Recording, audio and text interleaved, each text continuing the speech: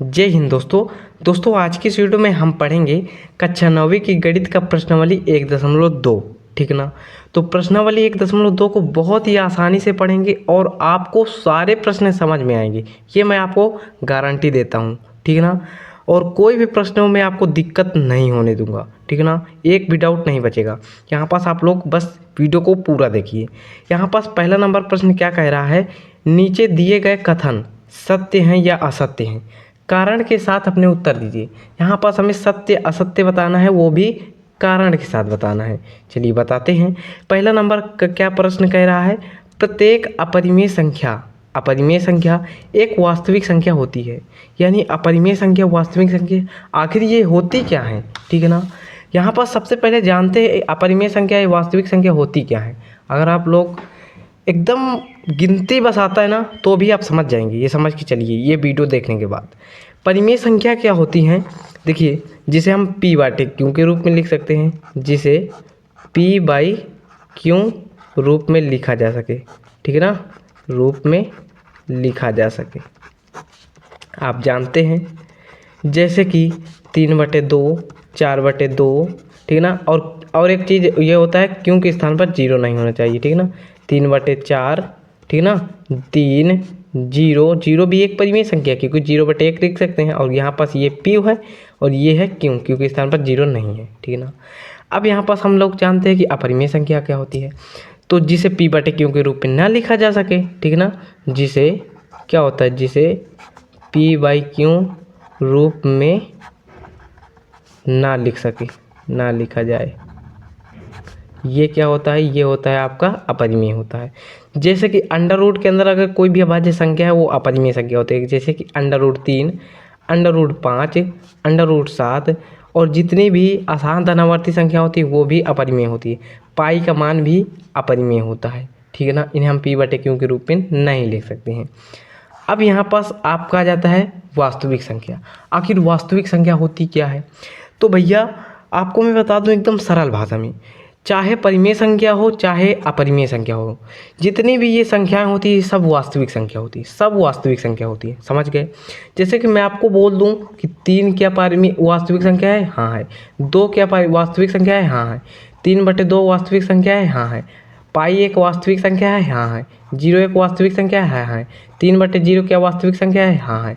4 क्या वास्तविक संख्या है, हाँ है। यानी कि जितनी भी परिमेय संख्या व अपरिमेय संख्या होती है वो सब वास्तविक संख्या होती हैं। यही चीज़ समझ लीजिए।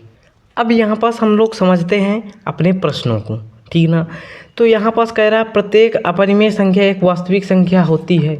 तो भाई जितनी भी अपरिमेय संख्या होती हैं वो सब वास्तविक संख्या होती है, जितनी भी परिमेय संख्या होती है वो सब वास्तविक संख्या होती है, सब वास्तव में जो है वास्तविक संख्या होती है। यहाँ पास लिख देते हैं कि कथन सत्य है। यहाँ पास लिखेंगे सत्य है, सत्य है। कारण अगर लिखना है तो यहाँ पास लिखेंगे क्योंकि वास्तविक संख्याओं में, क्योंकि एक से अधिक संख्या होती है, वास्तविक संख्याओं में सभी अपरिमेय संख्याएं आती हैं। ठीक है ना, सभी अपरिमेय संख्याएं आती हैं। ये चीज़ आपका क्या हो जाएगा, ये आपका आंसर हो जाएगा। समझ गए ना। अब यहाँ पास आपका आ जाता है दूसरा नंबर प्रश्न। क्या कह रहा है, कह रहा है संख्या रेखा का प्रत्येक बिंदु √m के रूप का होता है जहाँ m एक प्राकृतिक संख्या है। ये प्रश्न मैं आपको ऐसा समझा दूंगा, कभी भूलोगे नहीं, कोई भी ऐसा समझाया नहीं होगा। कह रहा कि √m के रूप का होता है और m एक प्राकृतिक संख्या, यहाँ पास जो भी संख्या होंगी वो प्राकृतिक संख्या होती है। सबसे पहले जानते हैं प्राकृतिक संख्या क्या होती है। प्राकृतिक संख्या आप जानते हैं 1 से स्टार्ट होता है, 1 2 3 4 5 6 ... अनंत तक। ठीक है ना। जितनी भी धनात्मक संख्या होती है वो सब प्राकृतिक संख्या होती है। तो संख्या रेखा आप जानते हैं, संख्या रेखा जैसे कि है, इसमें भाई ऋणात्मक संख्याएं भी आती हैं ना, -1 -2 -3 -4। इसमें धनात्मक संख्या भी आती हैं ना। आप लोग बोलिए आती हैं भैया। यहाँ पास इधर लिखते हैं, इधर लिखते हैं, यहाँ पास लिखते हैं धनात्मक, ऋणात्मक इधर होती है ऋणात्मक, और इधर क्या होती है, इधर होती है धनात्मक। आप जानते ही हैं। अब भैया कह रहा है कि जितनी भी संख्या रेखा में जो है संख्या रेखा में जितनी भी संख्या होती हैं वो रूट m के रूप का होता है। रूट m का मतलब जैसे कि यहाँ पास रूट m के स्थान पर क्या लिख सकते हैं, जैसे कि एक प्राकृतिक संख्या है ना, m के स्थान पर यही प्राकृतिक संख्या लिखना है, ऋणात्मक संख्या नहीं लिखना, क्योंकि वो ऋणात्मक संख्या प्राकृतिक संख्या नहीं होती। एक है तो एक आ गया, चलिए एक आ गया। जैसे कि अंडर रूट क्या हो गया, अंडर रूट आपका हो जाएगा 4, तो अंडर रूट 4 का मान होता है 2, और यहाँ पास ये जो 4 है ये क्या है, प्राकृतिक संख्या, यानी कि m एक प्राकृतिक संख्या है। जैसे कि अंडर रूट 9 है, इसमें क्या हो जाएगा 3, ठीक है ना, और n इसमें जो m है वो एक प्राकृतिक संख्या है, ठीक है ना। अब यहाँ पास भैया संख्या रेखा पर ऋणात्मक संख्या भी होती हैं, पर हमें तो बार बार बस धनात्मक संख्याएं मिलती हैं। तो भैया जितनी भी, मैं आपको बता दूं, अगर अंडर रूट के अंदर में जितनी भी प्राकृतिक संख्या लिखोगे तो आपको धनात्मक संख्या ही प्राप्त होगी, ऋणात्मक संख्या प्राप्त ही नहीं होगी, ठीक है ना, ऋणात्मक संख्या प्राप्त ही नहीं होगी। यहाँ पास इसका कारण क्या लिखेंगे, यहाँ पास आप लोग समझिए, यहाँ पास लिखेंगे असत्य है, ठीक है ना, क्योंकि यहाँ पर धनात्मक संख्या आ रही पर संख्या रेखा पर ऋणात्मक संख्या भी तो आती हैं। असत्य यहाँ पास लिखेंगे क्योंकि प्राकृत संख्याओं का वर्गमूल, प्राकृत संख्याओं का वर्गमूल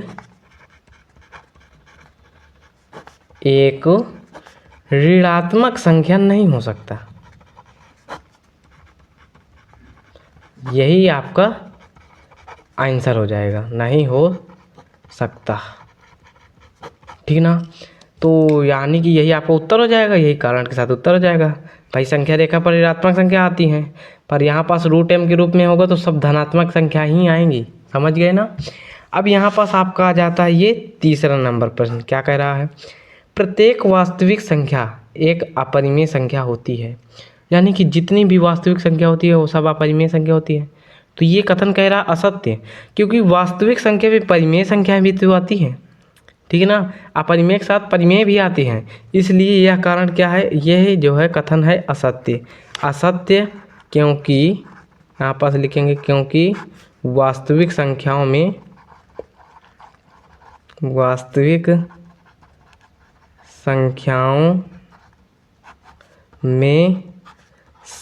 परिमेय संख्याएं भी आती हैं, यहाँ पास लिखेंगे परिमेय संख्याएं भी आती हैं। ये आपका उत्तर हो जाएगा कारण के साथ, समझ गए ना।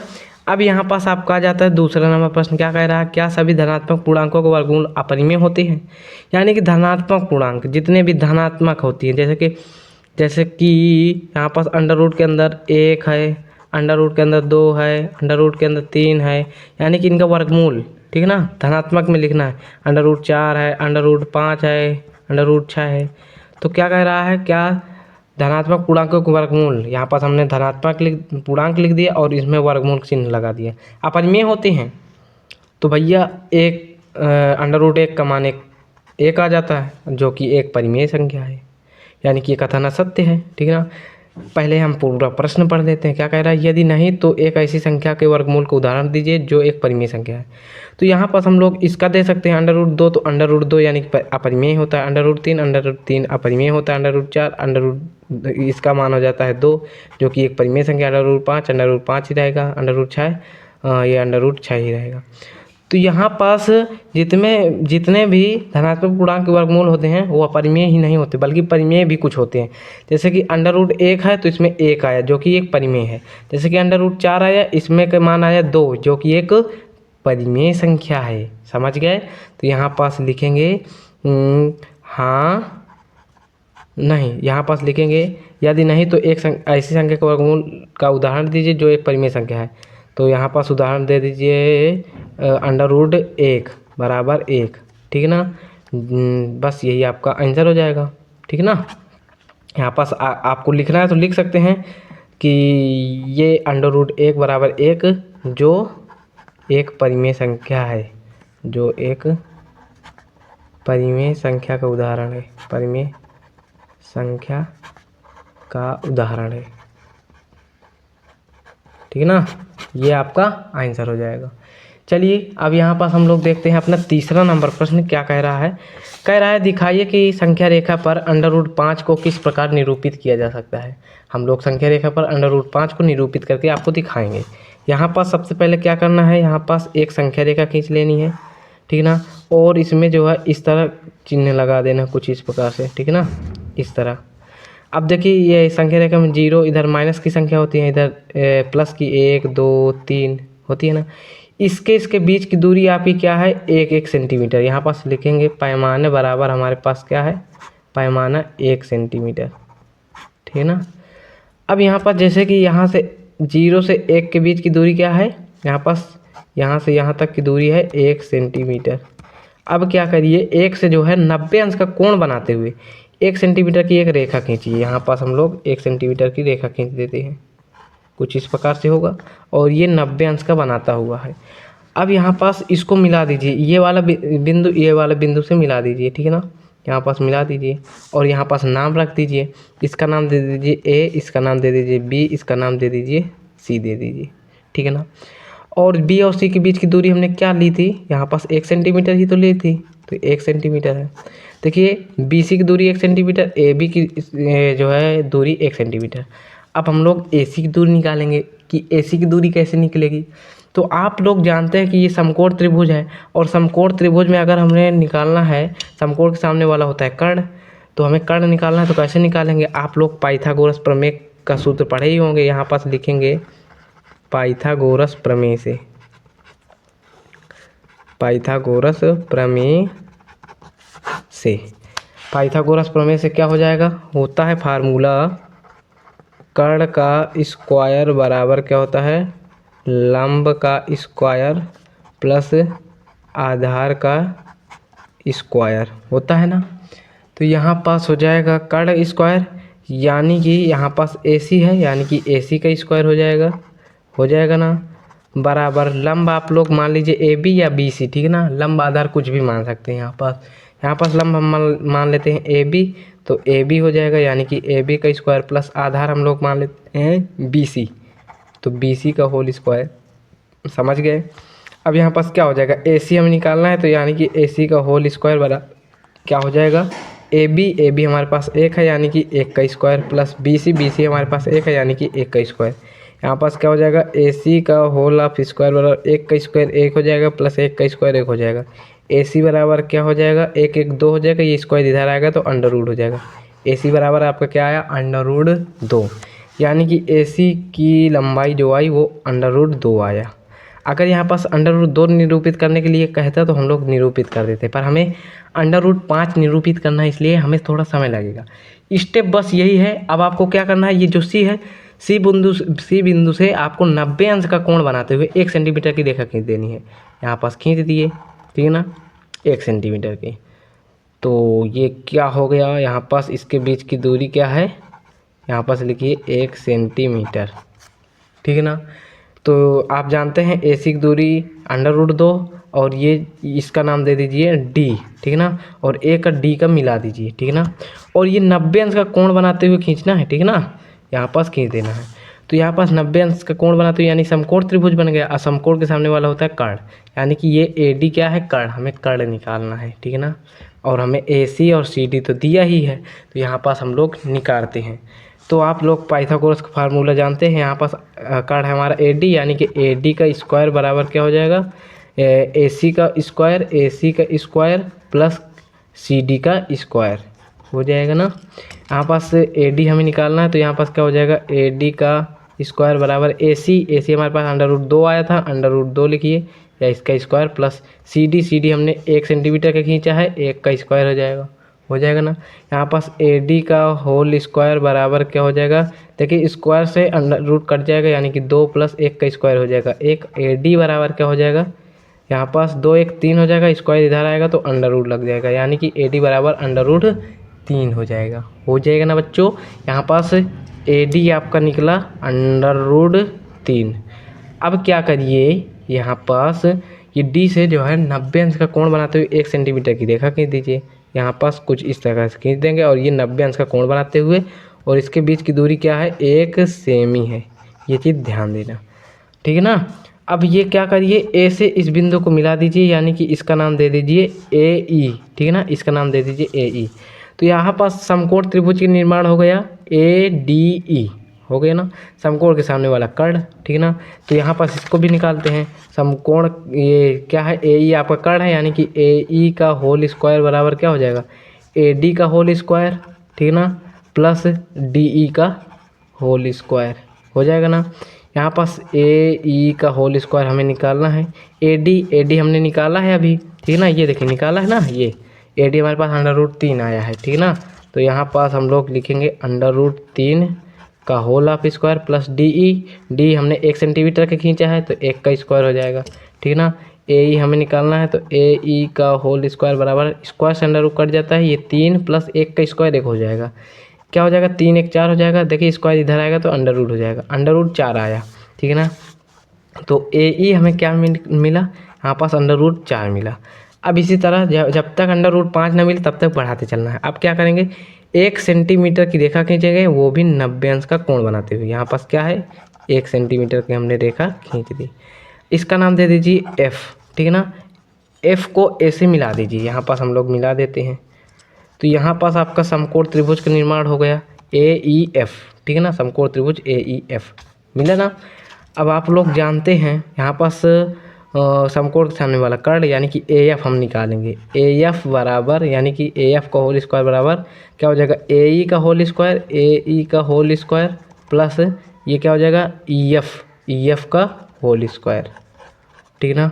तो यहाँ पास ए एफ हमें निकालना है तो ए एफ का होल स्क्वायर हो जाएगा बराबर ए ई हमारे पास √4 है तो √4 का whole square plus E F हमारे 1 सेंटीमीटर खींचा था तो 1 का स्क्वायर, तो ए एफ का होल ऑफ स्क्वायर बराबर √ से स्क्वायर कट जाता है, यानी कि 4 हो जाएगा प्लस ये हो जाएगा 1 हो जाएगा ना। यहाँ पास ए एफ बराबर क्या हो जाएगा, 4 1 5 हो जाएगा, स्क्वायर है इधर आ जाएगा √ हो जाएगा, √ लग जाएगा, समझ गए ना बच्चों। यहाँ पर ए एफ बराबर √5 सेंटीमीटर, यहाँ पास ए एफ की दूरी क्या है, √5 सेंटीमीटर। अब यहाँ पास हमें √5 सिद्ध करना था। अब क्या करिए, ए से एफ तक की दूरी को इस तरह प्रकार लीजिए और भर लीजिए प्रकार में। चलिए भर लेते हैं, यहाँ पास ये भर लिया भैया। अब यहाँ पास कुछ इस प्रकार से अर्धवृत्त बनाते हुए इस तरह खींच दिए। तो ये यहाँ पास काटा, यहाँ पास, ठीक है ना, यहाँ पास कटा, तो यहाँ पास जब कटा तो यहाँ पास इसका नाम दे दीजिए एफ, यहाँ पास दे दीजिए पी दे दीजिए, यानी ए और पी, यानी कि जो ए और पी, ए से पी की दूरी है ए पी बराबर जो है वही क्या है, √5 सेंटीमीटर। अगर सेंटीमीटर में ली है तो सेंटीमीटर, मीटर में ली है तो मीटर। यही आपका सिद्ध हो गया, ठीक है ना। यहाँ पास ऐसे ही आपको √5 को निरूपित करना है। तो उम्मीद करता हूँ यह प्रश्न आप लोग सीख गए होंगे। तो चलिए मिलते हैं नेक्स्ट वीडियो में। आप लोग वीडियो को लाइक कर देना और चैनल में नए हो तो चैनल को सब्सक्राइब कर देना, अपना प्यार सपोर्ट दिखा देना। मिलते हैं नेक्स्ट वीडियो में, तब तक के लिए जय हिंद बच्चों, जय भारत।